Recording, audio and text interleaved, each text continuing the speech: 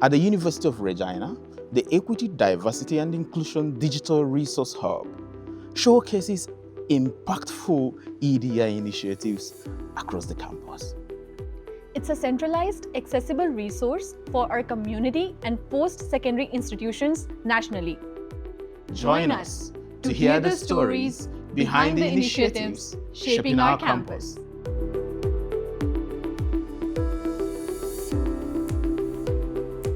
So the Faculty of Social Work, which is just celebrated its 50th anniversary, is centered on EDI. I think it is the foundation of the practice of social work. I mean, historically, I think it would be argued that it wasn't, but the Faculty of Social Work is trying to not only produce research that informs practice, but also engage in that transfer of practice into the fieldwork. So some of our priorities are reflective of the TRC's recommendations, the calls to action. So we are looking at indigenization of practice, decolonial approaches to social work.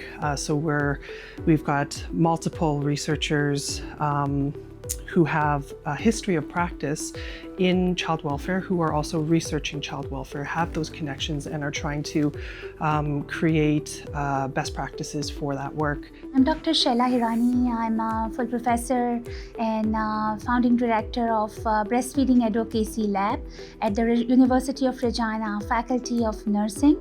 And most of the work that I'm doing with the families here in Saskatchewan, here in Canada and beyond is pertinent to the breastfeeding advocacy. And the very first resource I remember that I developed, it helped over 2,000 Canadian mothers to sustain their breastfeeding practices. And not only that resource was adapted in Canadian context, but it was adapted in the global context as well. So I am an experimental and applied psychologist at a clinical unit located at the University of Regina called PSPNet. PSPNet offers free, accessible, and convenient online therapy to first responders and other public safety personnel in Canada. And 2 years ago when I joined the team, Dr. Heather Hadjistrobopoulos and I wanted to look at the services and the outcomes from a wider EDI lens.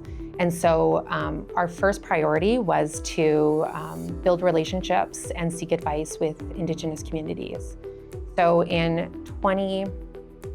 January of 2024, we created the PSPNet Advisory Group, which is a committee of first responders and other public safety personnel who self-identify as Indigenous, primarily First Nations and Métis people. And the purpose of that group is to provide an ethical space to seek their guidance on our services, our outreach, and our research.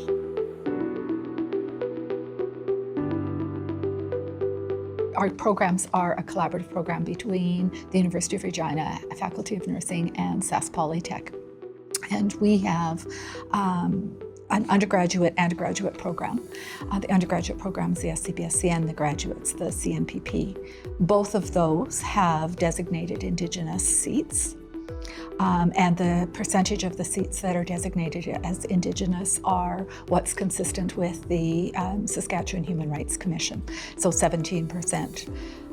So currently we have 135 self-declared Indigenous students in the undergraduate program, and we have 18 in the graduate program. We have a community of practice that includes both students and faculty around our BIPOC students and faculty. And they meet regularly for discussion on a variety of topics and providing a support for students as well. Really the goal about EDI when it comes to FGSR is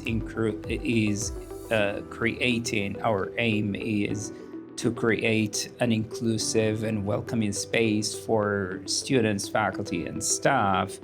And we have been trying to make resources available. We have been trying to support students and student groups, including a BIPOC student, including Indigenous students.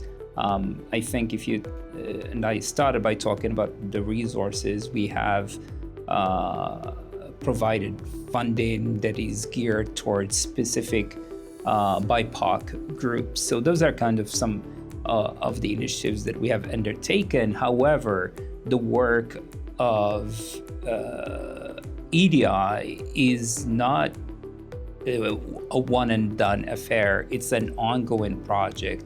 And from an EDI perspective, we want international students to feel welcome, and we want them to, provide the appropriate supports to bridge them into this new context that they're living in. And so we really do try to respond to the needs of our students and what they bring forward to us, and feel that will help them be successful. There are two areas that we are focusing on at the moment. One is to increase the number of female students in our discipline, in our faculty. The other one is like the Indigenous students. Basically, we try to encourage more female students, Indigenous students to study our undergraduate program and to become an engineer. We engage into a scholarship program specifically for Indigenous and Black students. And this is once again at the graduate level that we want to increase the proportion of Black and Indigenous students in a graduate level. So currently, one of the things that we have been doing with respect to EDI is trying to address some gender inequity in the faculty ranks. And so what we did actually in the last academic year, where we had 8 academic staff searches going on, ranging from laboratory instructor through to Canada Research Chair.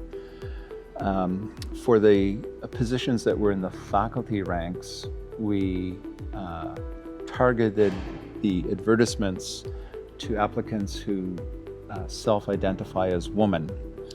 A second one has always been an ongoing one. It's always been a priority, and that's to try to create a truly inclusive work and learning environment in the Faculty of Science. So we have been running for a few years something called learning lunches, and we run them in the fall and the winter semester, and they're held once a month. People come and get a free lunch, but we also have a speaker or a panel of speakers, and we've used a number of our learning lunches to address EDI issues.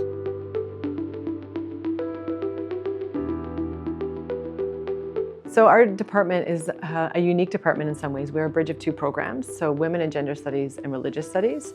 But within that, EDI-related issues are woven throughout both programs. So some of the key areas around accessibility, not just with respect to, again, trying to encourage and make the space more inclusive for students coming in, but also in terms of like curriculum and the content that we have in our classes and our approach to teaching.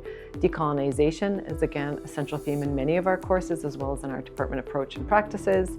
2S LGBTQIA+ issues and rights, similarly, both in terms of approach, practices, and more broadly, both of our programs have very deep and long-standing collaborations and connections with different community organizations and individuals. So again, most of that is informed through an EDI, what we would now call more recent EDI lens. But we do cover a wide range of EDI issues in our faculty. So it's everything from, we have Indigenous programming, for example, we take varsity sport teams out to First Nations communities. We have a focus on disability or individuals with a disability. We do things with within the community, for example, New Beginnings is programming that we offer for individuals from low-income families to be involved in sports. So there's a wide range of things. We also have things for older adults, people doing research in that area, but we also have programming like through Enrich and a cancer program. We do have people doing research on gender and girls, gender, but women and girls. So there's a wide range. So some of the priorities that we're currently focusing on are indigenization and reconciliation.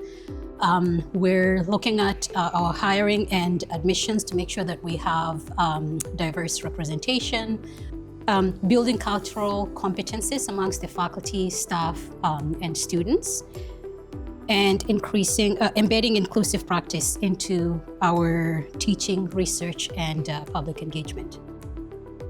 And yeah, so this is especially important in public policy education because JSGS graduates will work with and lead diverse communities as future public sector leaders.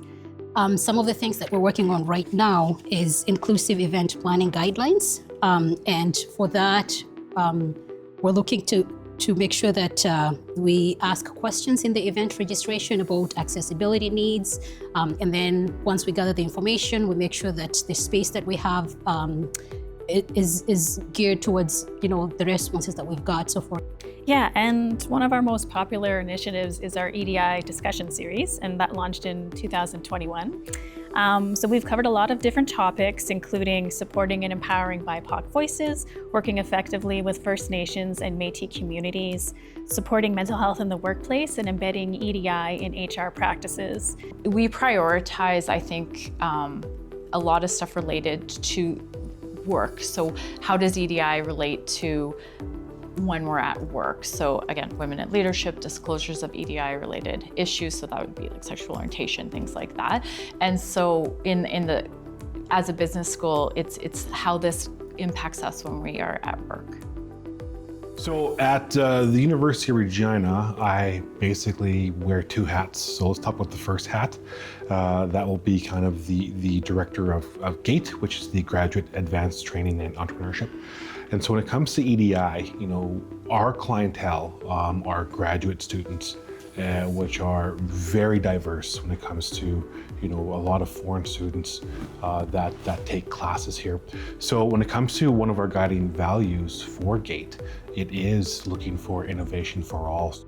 My name is Michael Shires. I am the Community Engagement and Communications Librarian at the Dr. John Archer Library and Archives here at the University of Regina main campus. So Library and Archives has several key EDI initiatives and projects that we've undertaken to help drive this change. So the first EDI initiative is an inclusive language team. And this consists of a group of librarians and archivists that includes our federated colleges. And we are reviewing separate headings in our online catalog, which is called QuickFind, our discovery platform. And this work is to identify and address language that is harmful to equity-deserving groups. And this work currently focuses on terminology pertaining to Indigenous peoples and Two-Spirit LGBTQ+ communities, and replacing those harmful descriptive words with more inclusive alternatives. So we are initiating systemic changes to our cataloging practices. My ARMS project, or the full name is Academic Research Made Simple, podcast project. My specific focus was on racialized researchers and racialized research. So on one hand, highlighting the work that has been, or the research that has been conducted by racialized researchers all over the University of Regina, irrespective of faculty or department, but also work that is being done using data on a racialized group or in collaboration with a racialized group. So that was the focus of the ARMS podcast. I'll just start from my doctoral thesis. I'm actually working on transnational African cinema or African transnational cinema, because they mean two different things. And I am looking at how this works, particularly safeguard African cultural heritage. The whole idea about transnational flow of migrants comes with not just bodily, travels, but also philosophical and worldview travels. These things actually travel with us, consciously. We're actually conscious of that. But by the time we get here, we are faced with all kinds of challenges, whether racism, cultural shocks, and what have you. But the veritable conundrum that has always been a part of the Black man and why he has to exceedingly prove himself is racism. And I mean, we keep talking about this for years. So, and one of the focuses of EDI is to see how they can actually quench this veritable conundrum, this thing called racism. My work, that's my PhD work, sits in between theatre and political science. And my research engages race and racism, and I'm using site-specific performance, as a tool to critically discuss lots of socio-political discussions, that has been happening. There's something about site-specific performance that takes people to spaces where some incidents occurs. When audience are made to go into some of these spaces and not removed from these spaces through performances happening proscenium theatre, the impact is more. Danse, my name is Laurie Campbell, and I am the Associate Vice President of Indigenous Engagement at the University of Regina. I am Two-Spirit, and I was part of the 60s Scoop. I am a proud member of Montreal Lake Cree Nation in northern Saskatchewan. First, I want to share an important distinction that often gets overlooked, and that is the difference between equity, diversity, and inclusion, or EDI, and Indigenous engagement. EDI work is critical. It focuses on fairness, representation, and belonging across many groups: racialized communities, LGBTQ2S+ people, people with disabilities, and many more. It's about building inclusive systems for everyone. Indigenous engagement is different. It's not just about inclusion. It's about honoring Indigenous sovereignty, fulfilling treaty obligations, and addressing the unique impacts of colonization, residential schools, the 60 Scoop, the displacement of our peoples. It's about nation-to-nation relationships, language revitalization, ceremony, and Indigenous-led decision-making. But when we recognize their distinct purposes, EDI and Indigenous engagement can work alongside each other in very powerful ways. En tant que la seule unité académique universitaire francophone en Saskatchewan, la Cité joue un rôle essentiel dans le soutien aux communautés francophones minoritaires et dans l'accès à l'enseignement supérieur en français à tous les étudiants francophones et francophiles qui souhaitent suivre un programme d'études en français ou bilingue. Nous croyons qu'une éducation inclusive dans la langue d'apprentissage, dans nos services, dans nos activités et dans nos expériences est essentiel pour soutenir les étudiants et bâtir une communauté plus forte et plus solidaire.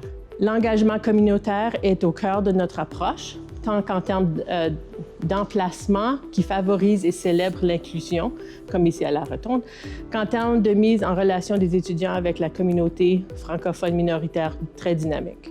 À la Rotonde, à la Cité, est non seulement un lieu de rencontre très apprécié par les étudiants de toute l'université, mais aussi un lieu de rassemblement central pour les organisations communautaires francophones.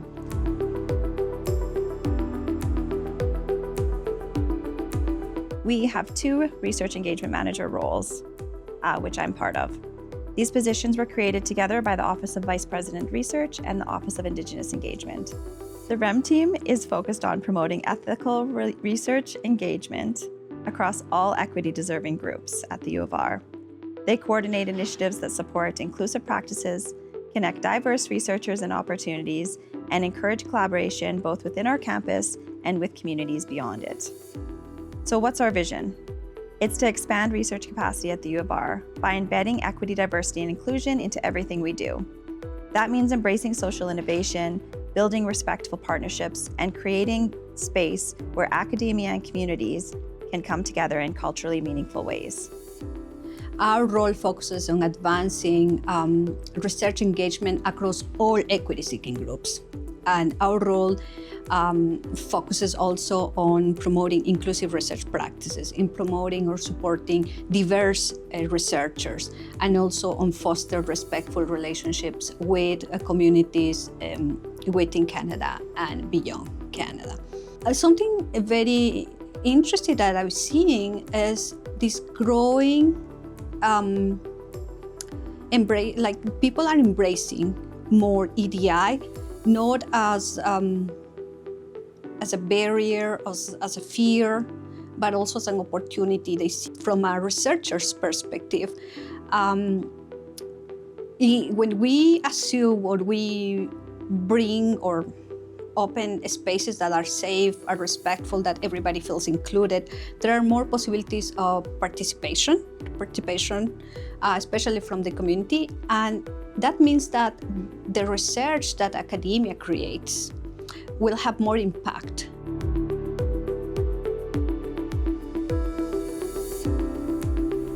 The diversity of our world is definitely a strength of it. It's the fact that we don't all look the same, we don't all speak the same language, is a strength. It's not a weakness. It's something to embrace and love, not to fear. So let's not fight with each other. Let's accept each other and celebrate each other. We are beautiful. Everyone is beautiful. There is a lot of fear around, people talk about it as being woke. People are actually talking about doing away with, particularly down south, language around diversity, equity, inclusion. We speak about it as equity, diversity, and inclusion. And I think it is tied to a lot of violence that's happening around immigration, around reproductive rights, and around trans rights in particular, but also more broadly for the 2L LGBTQ population. And I think a lot of that violence and hatred is coming out of a place of fear and also misinformation. And so I think what's really important and what feels hopeful is finding ways to come together. Finding ways to come together to learn about what people are doing, to learn about people more broadly, and to find ways to talk to each other, because we have increasingly come into spaces where we are very polarized and divided. And so I feel really excited about that work. I feel hopeful about that work, and also really grateful. First of all, you learn how to appreciate the diversity. And once you appreciate that, and diversity will make us stronger, and that will, the entire society will prosper. And that's why, once you appreciate this, then you will learn and come up with ways of doing this, and eventually to achieve the goal of having a diverse workforce. There are many times throughout the year where there are Indigenous activities, engagements, celebrations on campus, and I encourage everyone to come out and join us. All of us who are involved in this work, we should always realize and promote the idea that diversity is a source of strength for the academic community and for society at large. So we should be really not shy. We shouldn't be shy about stating and asserting that simple premise. You can't have a healthy society without being equitable, without ensuring that diversity is supported along the way. We want to look very broadly at equity, diversity, and inclusion, and to respond to students with diverse identities, whether they be racial, cultural, gender identities, sexual orientation, and so forth. So we, it is ongoing work, and we have to constantly reflect on our own practice. I appreciate the efforts of students to bring things to our attention, because we're not always aware of our unconscious biases. What you do matters, and more importantly, what you don't do matters. So it's time to question why you think the way you think, and this is the perfect place to do it. Through research, through academia, reach out. That's how we learn, together. look for those opportunities, connect, learn the history, also understand the responsibilities that we have as people that just arrived to these lands. And also don't forget where you come from, and don't forget that all these knowledges that you are getting from Western science or from indigenous knowledges can also nourish your desire to support the people that you have or you are connected back home or in other regions. So that is, as a research facilitators, that is also what we are trying to support building these bridges, not only for researchers, but also for the students to bring back to the communities that they come from. The library and archives involvement in EDI initiatives is to be a collaborative partner with the university and its federated colleges. And that includes working with all the departments and faculties and units, including the Tatawa Student Center, and partners outside of the university community, the general public, working with the general public library, working with nonprofit organizations, building a true community. And this supports the University of Regina's academic mission and the libraries. The library is one unit of the university, but we play a critical role. We are at the heart of the university, and through our collections, our literacy that we provide to student, staff, faculty will help support and drive EDI initiatives in the years to come. I think knowledge is power. I think the more we learn about these issues and understand these issues, that's not the end, but the first step to realizing that our mindsets potentially need to change, or our viewpoints of how we deal with different issues needs to change. And universities are at the forefront of like the knowledge creation in these areas. So we're in a really good position for people researching, for our teaching, to be the ones who provide that knowledge and get people thinking differently about EDI-related issues. The more you know about my world and the more I know about your world, the better we make this world for our children. Because we don't inherit this earth from our ancestors, we borrow it from our children. So what we do today is going to impact tomorrow. And so when it comes to EDI, the more we know about our neighbors and the way that they're brought up and the way they think, it makes our society stronger. We're at such a pivotal point when it comes to our society, so polarized, where we need to get back to, thinking about EDI as a way to propel us into the future, to create a better society when it comes to living or having our children live in this world in a better society and that we're currently living in. Vous êtes chez vous à la Cité. I guess I would really want students to know that they are supported in the Faculty of Nursing, that even though we may not always get things right, and even though they may not always have positive experiences in the community or their clinical settings or sometimes classrooms, those kinds of things, that we are trying and we are working to make nursing a better place for everybody, but especially in terms of EDI. I truly believe people are generally good. So if you want to make a change, change comes from within.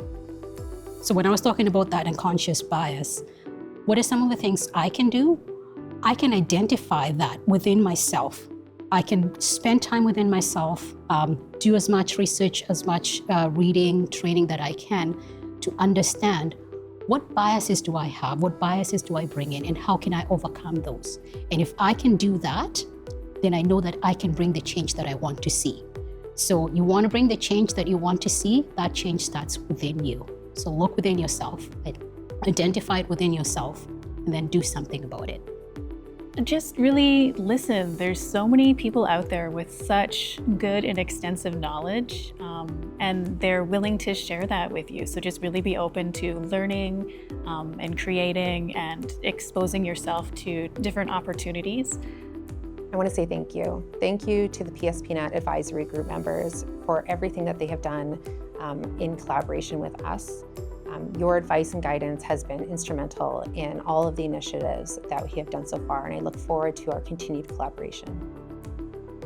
You cannot work in isolation. You can't accomplish anything in isolation. So you need to work with people, and you also need to develop a thick skin to tolerate the other person. You cannot determine what the other person will say or do to you, or how the person will relate to you. However, you can determine your own equanimity, no matter whatever you're experiencing, especially if they are not things that you are happy about. Voice out, talk, speak, do not keep quiet. Do not lose the hope, and your voice is so important. So whenever you get a chance to share your thoughts, your ideas, to collaborate with a healthcare professional or a nursing professional, come forward. We are here to listen to you. We are here to work with you. And we are here to make your voice really make into the momentum of advocacy, where we can really make a great difference in the lives of the population at large. And your contribution all the time really values to women and to all population. I would say that your education is your key milestone in your lifetime. So whenever you get a chance to exceed beyond the boundaries and even pursue some kind of a new skills, new education, that would be a great thing that you should pursue in your life to make your family thrive, to be more empowered. I think it's the idea that EDI is not a political issue, it's a human rights issue.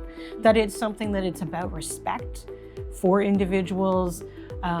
It's maybe not easy to always deal with, but I don't see it as, I think we politicize it, but it doesn't need to be politicized.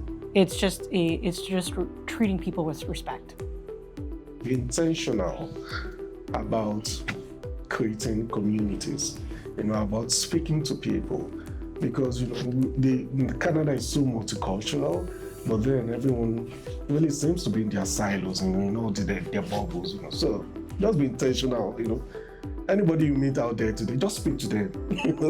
Ask them how you are, and just the simple question of good morning, hope everything is going on well with you, goes a long way in really accomplishing what EDI means, because there are lots of misconceptions about people's culture, people's ideologies out there, and it can only happen when people speak out. In order to make change, we need to actively walk against the forces that are pushing us back. And Dr. Tatum's visual is that imagine that you're on a moving walkway. If you stand still, you will still participate in social injustice. You must walk at a speed that is greater than that force to be able to make those changes. And we will make the greatest changes if we do them together. So that would be my hope. As much as possible, be kind, be empathetic, and try to know more and learn more. I'd also add that be mindful of the voice you have to speak up about things that you know and believe are not right, to speak up about injustices, not just for yourself, but for others who might not be able to speak up for themselves. There's one quote that I'm particularly a fan of that was given by one of the former presidents of the United States, Barack Obama, that says, one voice can change a room, and if one voice can change a room, it can change a city. And if it can change a city, it can change a nation. And if it can change a nation, it can change the world. So one voice, your voice, can potentially change the world. Thank you.